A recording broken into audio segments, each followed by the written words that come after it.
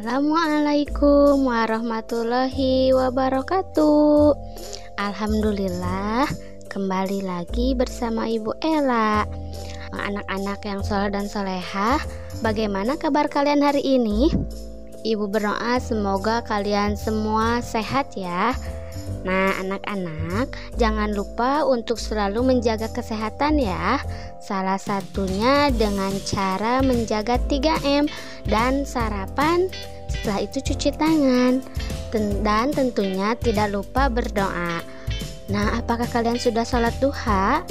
Bagi yang belum sholat duha, boleh sejenak menghentikan video ini, kemudian sholat duha dahulu ya. Dan nanti setelah selesai sholat duha, boleh kembali bersama ibu untuk belajar ya. Baiklah, sekarang semuanya tentunya sudah siap dan semangat untuk belajar kan ya. Nah, sebelum kita mulai pembelajaran kita hari ini, yuk kita bersama-sama kita mengucapkan basmalah.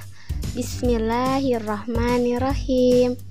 Nah, baiklah anak-anak, saat ini kita akan belajar di tema 4, subtema 2. Langsung saja ya kita ke materinya. Dayu dan teman-teman belajar tentang ruang kelas yang tidak bersih. Ayo mengamati. Mari kita membaca teks percakapan antara ibu guru, Dayu dan teman-temannya. Tanya Bu Guru, tahukah anak-anak ibu bagaimana kelas yang tidak bersih? Jawab Dayu, tahu Bu, kelas yang tidak bersih banyak sampah yang berserakan Bu. Benny juga menjawab, benar Bu, kelas yang tidak bersih juga banyak kuman Bu. Bu Guru menjelaskan, bagus anak-anak ibu, sampah harus dibersihkan, kemudian dipisahkan. Ada sampah basah dan sampah kering. Kita harus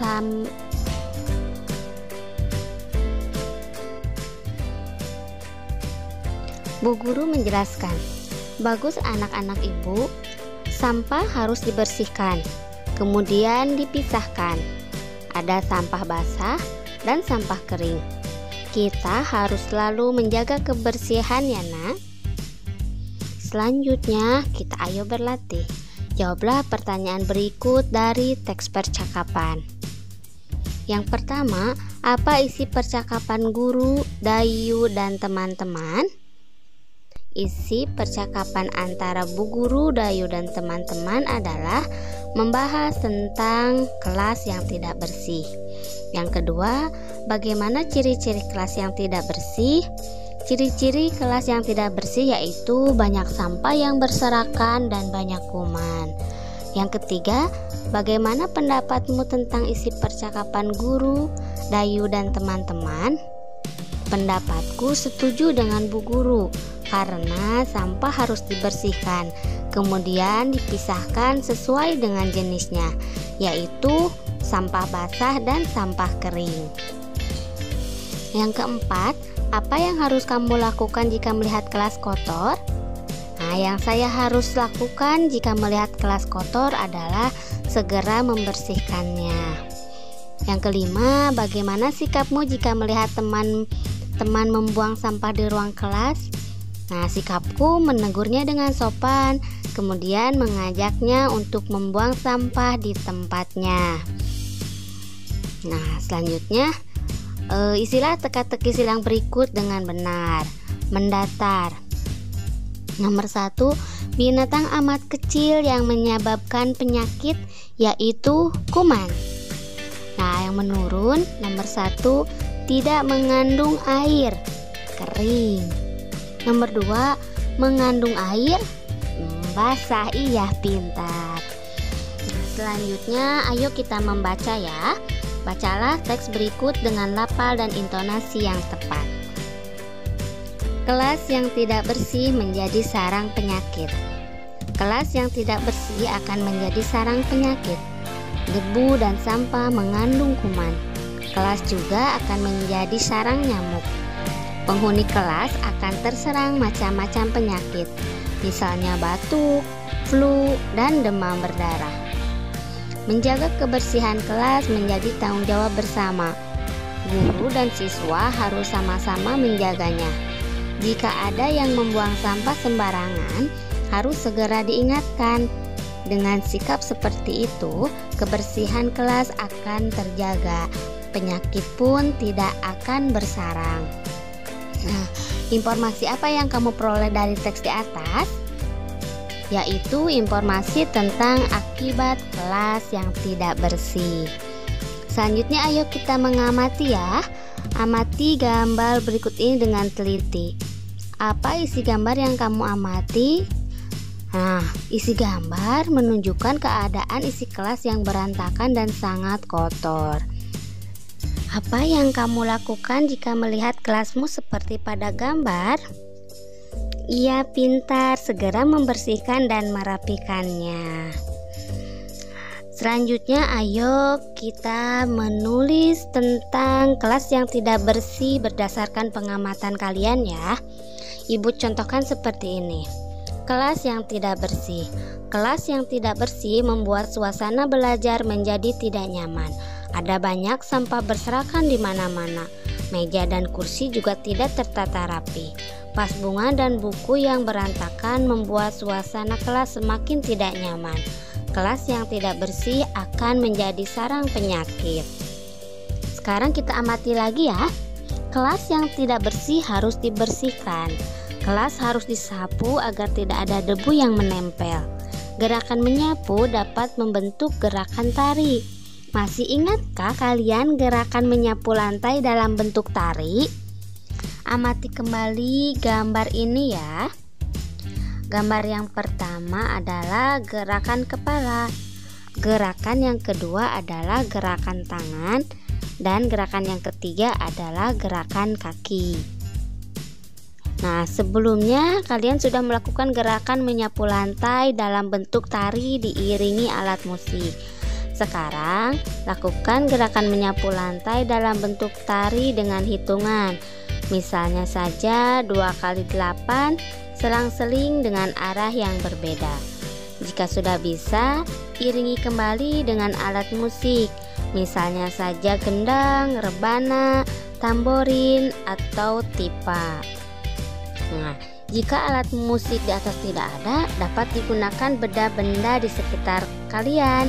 Misalnya saja botol plastik bekas. Nah, amati gambar yang ini dengan teliti. Nah, pada gambar di sini terdapat anak-anak sedang mempraktekkan atau melakukan gerakan dengan menggunakan tipa, tamborin, dan botol bekas. Nah, anak perempuannya sedang menari mengikuti iringan musik. Coba amati kembali gambar alat musik tipa. Nah, permukaan dinding tipa membentuk pola bangun datar, berbentuk segitiga dan berbentuk segi empat. Segitiga dan segi empat merupakan contoh bangun datar. Tahukah kamu contoh bangun datar yang lain? Amati gambar di bawah ini ya. Ini ada gambar segi 5. Terus ada bangun datar segi 6. Berapa banyak sisi, sudut, dan titik sudut pada bangun datar di atas? Nah, pada segi 5 sisinya ada 5, sudutnya ada 5, dan titik sudutnya ada 5. Sedangkan segi 6 banyak sisinya ada 6, sudutnya ada 6, dan titik sudutnya ada 6. Nah, ayo kita diskusikan bangun datar yang sesuai dengan banyak sisi, sudut, dan titik sudut berikut. Selanjutnya ayo kita berdiskusi. Tentukan pada gambar gajah yang pertama. Di sini banyak sisinya ada 5, banyak sudutnya 5 dan banyak titik sudut 5. Nah, gambarnya terdapat pada bangun datar A, bangun datar C, dan bangun datar D. Nah, gambar gajah yang kedua banyak sisinya 6, banyak sudut 6, dan banyak titik sudutnya 6. Nah, bangun datarnya terdapat pada bangun datar B dan bangun datar E. Nah, ayo kita berlatih. Untuk meningkatkan pemahaman kalian, coba kelompokkan bangun-bangun datar berikut. Kelompokkan sesuai dengan banyak sisi, sudut, dan titik sudutnya. Nah, bangun datar yang berbentuk segi 5 terdapat pada bangun datar nomor 1, 2, dan 5. Kemudian bangun datar yang berbentuk segi 6 terdapat pada nomor 3 dan nomor 4. Nah, sampai di sini ya anak-anak untuk pembahasan hari ini. Terus semangat belajarnya. Wassalamualaikum warahmatullahi wabarakatuh.